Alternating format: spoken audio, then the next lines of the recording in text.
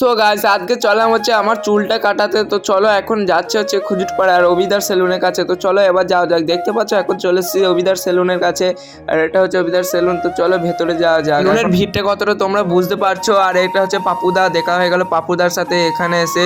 So চলো এবার তোমাদেরকে সেলুনটা একবার দেখিয়ে দিই। এটা হচ্ছে অবিদার সেলুনটা, আর এখানে এসে তোমরা এসি থেকে শুরু করে সব পেয়ে যাবে। এসিতে বসে বসে চুল কাটার ফিলিংসও পেয়ে যাবে।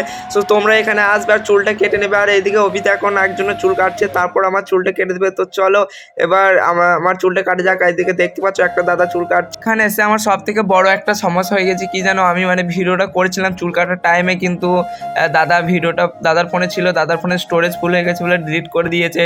সো ভিডিওটা তোমাদেরকে দেখাতে পারলাম না, কিছু মনে করো না। সো এই দেখো এখন হিট মারা ভিডিওটা তোমরা দেখতে পাচ্ছ, আর অবিদা আমার হিটটা মেরে দিচ্ছে।